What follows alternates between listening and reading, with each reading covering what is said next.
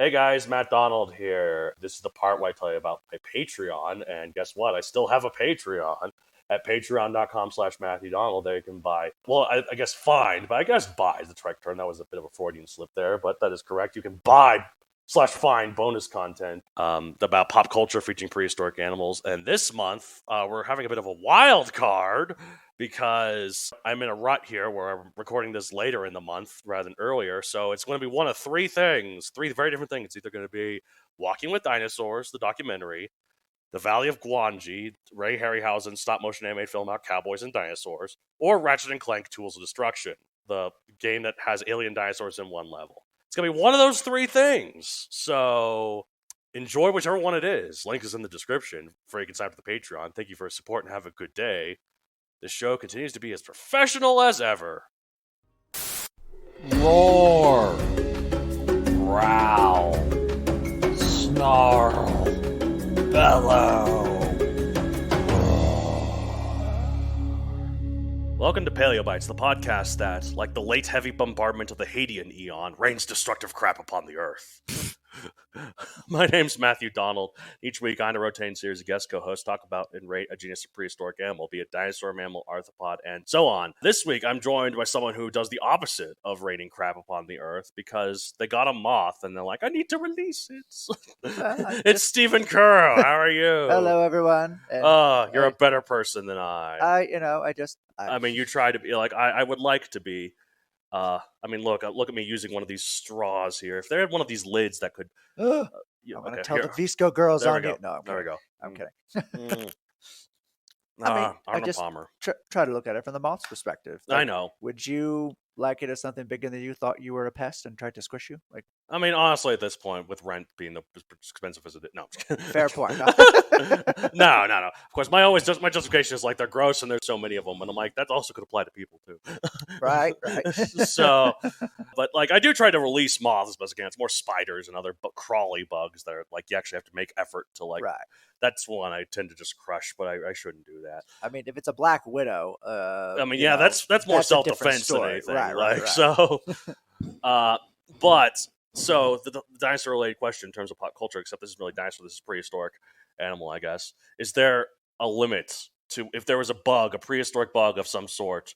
Is there a limit on when you would stop being like, oh, I need to release it to like, I need to kill this thing? Well, yes. If it's something that was harmful to me or my family or my students. Like, what if it was one of those locusts in Jurassic World?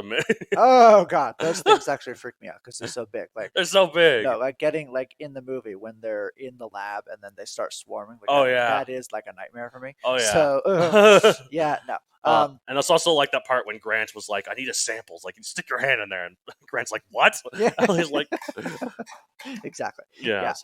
So yes, no, I try to save critters, but when they're really big and they're trying to eat me, that's a different story. I feel like actually at that point I wouldn't kill it just because if I did, there'd be a mess left behind.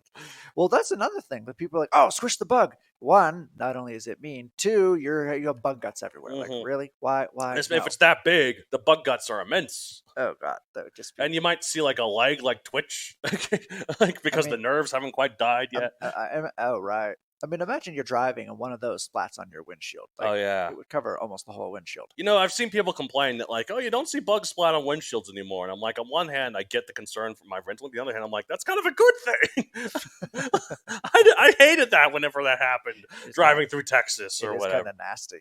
But I get the environmental, it was like, oh, the bugs are all going away. Well, yeah, like, it's they're kind of canary in the coal mine. Yeah. Yeah. On that lovely note, we're talking about a very lovely and not gross creature. If it's one pop culture appearance would show it to be, we're talking about Lagosuchus. Yes, it means rabbit crocodile. That's just a very strange image in my head. Rabbit crocodile. Yeah, and it's not a crocodile or a rabbit. So.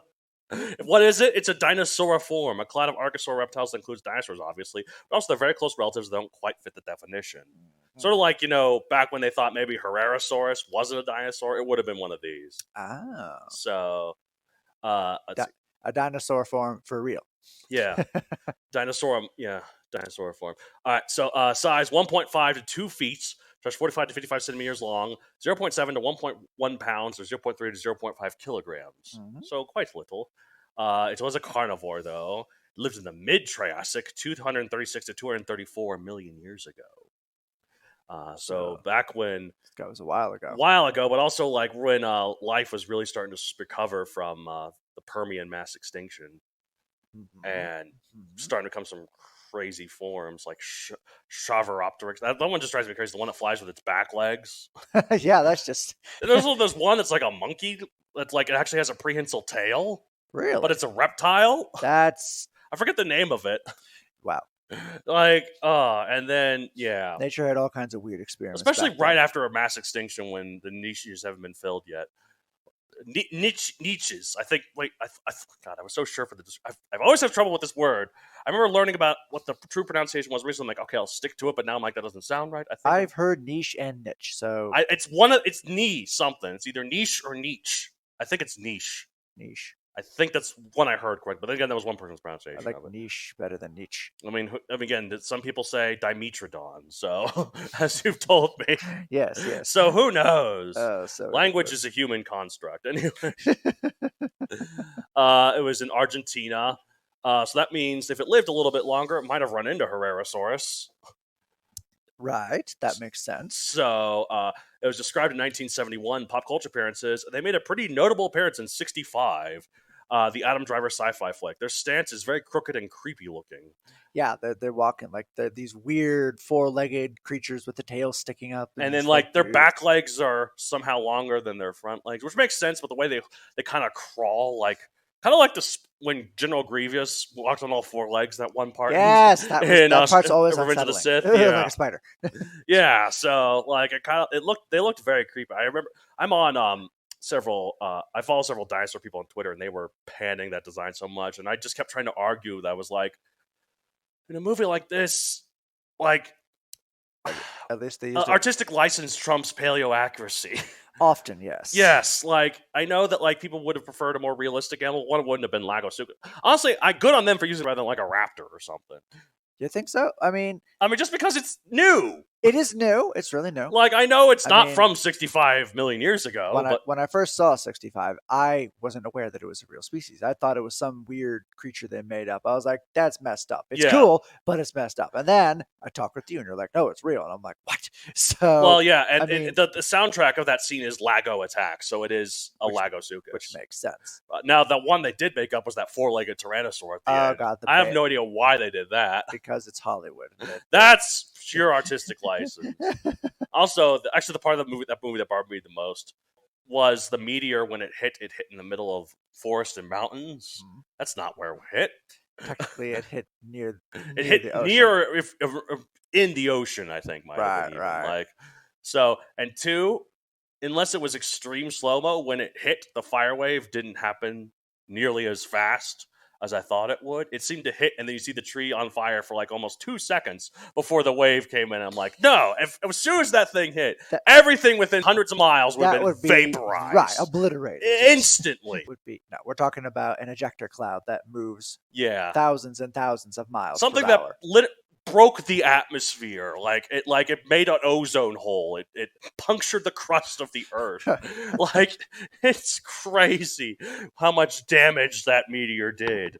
It's more than any nuclear weapon that we could possibly what's the have. statistic? Like over a billion hydrogen bombs, something like that. Like that. It's because I actually looked into this, looking it up for Megazoic and Erazen, spoiler alert, for my books, because at the end Zul'Garen uses a ship that's like really sci-fi and has a lot of destruction that's like been building up, where it's like, oh, that's what the equivalent of the meteor. And some people might see the crazy sci-fi design and be like, that's overkill for a meteor. I'm like, no. Actually, no. Because like you need a weapon that's like, 420 zetajoules. Zettajoule, wow. Of energy. We've gone to new levels of joules. Yeah, so I think Zeta is above Peta or Pite, and then that's above Terra. Good. It's 2 above Terra, 2 orders of magnitude above Terra. Okay, yeah, that's insane. Yeah, so Yeah, every time I learn more about the KT extinction, the more mind-boggling it just becomes. Like, Right. it's kinetic energy at its worst. And also, you know how the Richter scale works Mhm. for earthquakes, right? Yeah, it's logarithmic. So, like a 9 is 10 times more powerful than an 8, which is 10 times more powerful than a 7, which means a 9 is 100 times more powerful than a 7. So, the largest earthquake in recorded history was a 9.5. It was the one in Chile in the 60s. And guess what they think the Richter scale was for the earthquake created by the comet? I've heard at least 11. 13. 13. Ooh. Yeah. That's just, yeah. No. Nothing would be standing. Thank in God that in real area. life, Lagosuchus did not have to deal with that. It just had to deal with it in the movie 65. Right. So, Yeah, the real Lagosuchus actually had it relatively easy. yeah, I living mean, there was a after a major extinction. and it was between major extinctions because the Jurassic was a major one too. Not certainly bigger than the Jurassic Cretaceous. All right, so the Triassic period as a whole, though, was fascinating. There was seriously could be a whole Walking with Dinosaurs 6-episode miniseries about it alone. Starting with the Earth recovering from the Permian extinction, that brief period where Lagosuchus took over the world, and chopped down to the trees to eat and make thneeds for in its thneed factory. But then, just as the Lorax predicted, the thneed empire didn't last long. The Lysosaurus got alchemy to extinction. Oh, dear. and this time with no one slur to save the last thneed seed. Oh, wait, I just get it. Thneed equals the needs. Dr. Seuss is a genius. Deep, more paleontological than we ever expected. Where was I? Oh yeah, Triassic. Anyway, so as this documentary goes on, it eventually culminates in the rise of the dinosaurs in like episode 4 or 5, with the final episode building up to the Triassic extinction. Yes. And that's the thing. Dinosaurs wouldn't be in this hypothetical documentary until like episode 4 or 5 because there was so much going on in the Triassic. Like people say, like, oh, the dinosaurs lived in the Triassic, Jurassic, and the Cretaceous. I'm like, well, half the Triassic, and even then they Right. weren't really the dominant It's creatures. more the middle-ish. Mhm. Maybe early, maybe. But as you say, they were not dominant. There were a Right. few species running around. Yeah, there was still plenty of mammal-like reptiles, which is an outdated term. I just can't think of the term right now. Synapsids, I guess. It is synapsid. Okay. Dicynodonts, like Right. Placerias and other stuff. And there were some big ones. There's one called Lisuwashia, I think, whatever it is. That's the size of an African elephant. That's insane. Yeah, and then there were crocodilians like Silosuchus that were like almost T-Rex sized. Wow. That they were herbivores, thankfully. Which is even weirder. Yeah. Herbivorous crocodile. And then, like, if you look at some of these crocodiles, like the Ryosuchians and the Poposaurians, they look like dinosaurs. They look just like dinosaurs. Like, yeah. more than like Postosuchus even. And Postosuchus we think was a biped now. So They think it was a biped? they think it was a biped now. Wow. Oh, darn. My Walking with Dinosaurs. Oh, it's another thing that's inaccurate about it. No. Time has not been kind to that show, unfortunately. but it's still a great show. And it's a good window into a time long ago, and that time long ago being 1999 when we thought the dinosaurs looked that way. Right. Okay. All right, so this is one such creature, and this would also probably be in episode 4 or 5, maybe the one with the Therosaurus. Again, there's like 5 million years difference in between them, but there could have been some overlap. Like, because the thing we're just finding the rocks that we found them in. Who knows how long their actual range was? It's as close as we can date it. When I say like 236 to 234 million years ago, I'm not saying that's the range that it lived, or that's the whole range, or that's even all the range. It's just when we find those rocks, that's what we think those rocks that we found it in were dated around It lived to. somewhere in that time frame. And then it might have lived less than that time. It might have lived more than that time, Right. Hybotus lived for freaking 200 million years.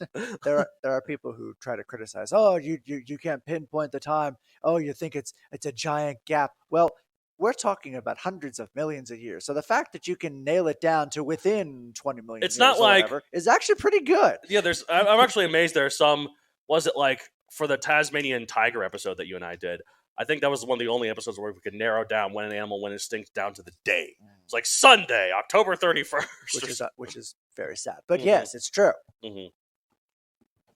Anyways, Lagosuchus is not a dinosaur, and I thought it was like a crocodile. I thought it was like sort of like what are those ones called? A nodosuchid? Like those ones like Prestosuchus or like oh no, the Prestosuchus is a Rausuchus. What was one nodosuchid? Caprosuchus. Have you heard of Caprosuchus? Yes. Yeah, like those crocodiles that kind of ran like dogs that lived throughout the dinosaur times. Right. like Sebekis. which we thought Postosuchus used to be. But now it's a Rausuchian. But some actually did behave like that. Yeah, so, but no, this is more related to dinosaurs. If you go back a little bit further taxonomically, it's what's considered an Ava Metatarsalia, which is all reptiles more closely related to birds than crocodiles. Mm-hmm. Also, that group includes pterosaurs, which may. But this is more closely related to dinosaurs than pterosaurs, though. Right, so it's even closer. So it's like that whole part of the archosaur lineage where it splits between dinosaurs and crocodiles, and where it splits between pterosaurs and dinosaurs. It's fascinating. It's really fascinating. It's fascinating to me that the closest living relatives of pterosaurs now are in fact birds. Yeah, it's just so weird to think about. Like you'd think it'd be crocodiles or even something. Even though they're not super close. They're closer than crocodiles. They're closer than, but like, it's not like T-Rex and chicken. Yeah, which some people seem to think still happened. But it didn't. To be fair, the bird thing is so confusing too, because like we think birds start evolving in the Cretaceous in China, but then what the heck was Archaeopteryx? That's a good point. Was the first bird in China older than Archaeopteryx? No. Well, then what was Archaeopteryx? Archaeopteryx was in the Jurassic. Remember, it's one of the champions of the conglomerates. Right. Oh, right.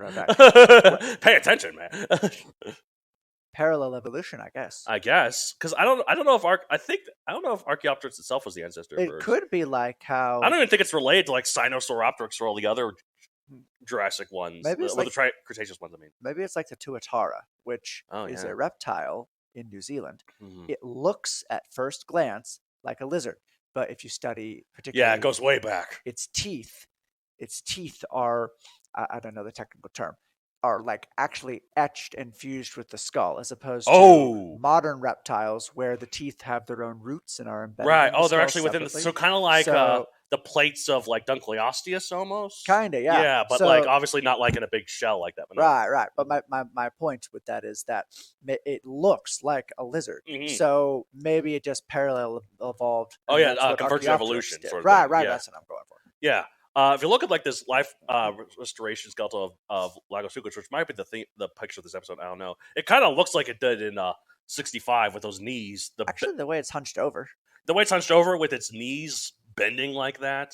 But it really, I don't know, it looks like it would be an awkward way to walk all the time. I mean, I don't know. I mean, this fascinating time when it's like that where dinosaurs were starting to slowly creep their way up, and then they haven't quite gotten there yet. And there's so many different fascinating creatures at the time. Like, Longasquama, the one that's like has the feathers that like on its back. You'll recognize it if you've seen it. If you saw, it was in Disney's Dinosaur. Oh, well then it was the one that was like a flying lizard. Oh, that thing. Yeah, that guy was we don't actually think it flew. We think that we'd kind of raised and lowered. That might have been a relative of dinosaurs too, apparently. That might have been we don't know what that thing was. There's just so many splinters going off in different directions. That's the thing about evolution. It's not like a Pokemon-style line. It's like a bunch of branches that constantly branch off and keep branching off and keep branching off, and some end and some keep going. And my old boss said that the evolution tree is more like an evolution bush, where it's like tangled and gnarled and goes all over the place. And also, there are some cases. There's this one bird that has re-evolved from extinction completely on its own. Did you see this? What? Yeah. So hold on, let me look this up. Genetically speaking, it re-evolved. It's like its ancestor. So there was a bird that had an ancestor. Its ancestor evolved into this bird. That bird went extinct, but then its ancestor evolved into it again. Oh, so it adapted again. Yeah. Huh. The Aldabra rail. Yeah. So. Huh. He re-evolved itself from the dead. That's demented. I'm so confused. Well, I mean, if nature to just one up us. It's like we have Jurassic Park, where it takes millions of dollars and so much time and energy, and nature just does it on its own without even trying. I mean, if the conditions for the previous animals were right and those genes popped up again, yep. I guess it could happen. Well, it's like this bird washed up on this island, and it evolved into that thing, and then it got killed, and then the same ancestors washed up from the island again and evolved into it again. What kind of a time frame are we talking? Oh, here we go. So the rising ocean levels about 136,000 years ago completely submerged on the island, wiping the specific bird from the face of the earth. Ocean levels went back down and the island reemerged. The same ancestors that created the newly extinct bird made it back to the island. Again, due to the lack of predators, the ancestors evolved in the same way. So That is incredible. yeah. So yeah, nature can be weird sometimes like Malcolm that. said it best, life finds a way. Yeah, but no, Lagosuchus itself, it's just like it's such a fascinating little critter. But there's not really much else to say about it because we don't really know too much about what else it was like, other than like I guess we could talk about like how It was dinosaur-ish. and then there's like we found some other creatures that are kind of closely related to like Marasuchus that we thought were in the Lagosuchus genus, but then they're slightly more different. It looks like based off this, Marasuchus might have been bipedal, while this was like hunched over, which you're right, seems really awkward. Right. I mean, if it had its tail straight back and it was more parallel, then that would, a lot of dinosaurs. Let's see. did that, but yeah, the pelvis is similar to that Marasuchus with a thin pubis and plate-like ischium, which has a large ridge near its ridge edge. The femur is elongated and has a slightly inturned femoral head. So whatever all that means. See, does it say like because like what makes an animal stand on two legs isn't necessarily just how long its legs are. It's also like a thing about the pelvis that allows balance. Right. And maybe that just didn't have it yet, but it had the long legs. It just didn't have. So there must have been something to favor that type of design, though. Yeah, because that doesn't just evolve if it doesn't work. Right. It must have moved fast, or oh yeah, no, I'm sure maybe it jumped a lot. oh, jumping. Yeah, that's a good point. But yeah, no, and that's why I don't mind the design of it in 65. It's like its intent was to be a creepy looking and little crawler, and they did it, man. So like, certainly gave Adam Driver a run for his money. And so that poor little girl. And the poor girl. Before that movie came out, I was like, there are only so many ways you can put humans and dinosaurs together. It's like you either have to have like a lost world, you have to have time travel, or you need to have like dinosaurs, them bringing them back manually, like Jurassic Park, or like dinosaurs from space came back or something like that. Parallel universe, something like that. There's like so many ways you have to justify it. 65 came up with a brilliant new way to do it, and I've heard a lot of people saying I kind of agree that the idea of the movie was better than the execution, and I can see that like a little bit. Like I liked the movie, but it kind of was a little bland at times, but like that the concept is brilliant. Yeah, what a brilliant way to bring humans and dinosaurs together. I mean, like back then, Earth was basically an alien planet. And if you have this advanced, because like we as audiences have accepted the idea of human aliens before, like with Superman and like and other stuff like that. Lots of Marvel. Pretty much most of Star Trek. Yeah, exactly. Or like with some people, there's been a lot of science fiction where humans were actually from space originally, and like there's a bunch of those seeded on Earth. Too. Like the classic movie Moonfall, obviously Moonfall. Moonfall. Yes, it's that movie takes a turn. It's so outrageous, but so fun. It's just like humans built the moon. If you suspend literally all belief that you have, it'll be a lot of fun. It is a lot of fun, I think. Yeah. Another movie similar to 65 is Outlander. Yeah. Not to be confused with the TV show where the girl goes back in time to Scotland. Yeah, that's what I was... oh, wait, you're talking about the one with the Viking, right? Yes. So the human alien goes down and then goes in Viking times. Viking times, yes. Yes! Oh, that's great. Anyways. All right, well, let's rate Lagosuchus 1 out of 65 million. In terms of creepiness, I think that's where it gets most of its points. Creep, because, like, other than that, it's kind of little. Well, that's the kicker. Like, how creepy really was it? I doubt it looked as creepy as it did in 65. Hollywood made it look really creepy, but in real life, it was probably just like a lizard. Yeah, a lizard with really long back legs that didn't walk upright. So, trying to give it... It's like one of those Stranger Things creatures, or like the Cloverfield monster almost. Give it the weird mandible face, and that is something out of the Upside Down. I'm gonna give it... I think I'll give it a solid 40 million. 40 million? But we just don't know. I'm gonna give it 41 million. Just because I'm trying to rate things beyond 0 or 5. Yeah. So 41 million. I think it's cool. And I think it's really creepy and but also really fascinating. And again, dinosaurs came from this, or from a relative of this. Yeah. Hopefully we'll find out more. Yes, indeed. All right. Well, that's it for this week. If you want to get a little show, you can contact me at mattd@matthdoncareer.com. Or, okay, so hold on. I keep forgetting. I have Paleopites email, but I forget if it's paleobytespod or paleobytespod. I think it's paleobytespodcast@gmail.com. Yeah, or at paleobytespodcast@gmail.com. Excellent. You can find me on social media at Matthew Donald Creator on Facebook, at Matthew Donald 64 on Twitter, and Matthew Donald 64 on Instagram, and also at oh God, I need to remember this. I know one of them is pod, but the others are podcast. I think on Twitter it's at Paleobytes Podcast. Yes, no, at Twitter it's at Paleobytes Pod, and on Instagram it's at Paleobytes Podcast. There you go. So we have our official Paleobytes stuff, and I need to make them all consistent with each other. Yes. So, and where can they find you, Stephen? You can find me at stephencurro.com. Yes. StephenCurro.com. A lot of great stuff, like Thank the you, yeah. Spark and soon to be the Cave of Nightmares, or whatever it's going to be called. Hopefully, yes. Yeah, my novelette, The Spark, is still available with Heareth Publishing, though they stopped printing it in July. Oh, they will limited edition. Right. They'll continue selling it until all the copies are gone. So you have time. Buy all the copies. Go get one. Get yourself some rare media. Yes. I also have a book series on Amazon, Megazoic, available for print and Kindle. There is no Lagosuchus in it, and as my co-host can see here, I've actually started finally keeping track of all the species I use in my books, and I can prove for a fact that Lagosuchus is not in here because it's not at the time that it would have been in.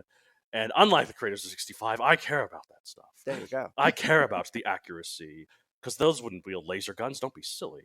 Only Sign Raptor would. Just want to throw it out there. He bent it over backwards to put in a lot of fun species, folks. So go read his books. Oh, yeah, absolutely. Absolutely, indeed. Rugops. It's a crap name. Diabloceratops. Archovinator. Ichi. Anyways, bye.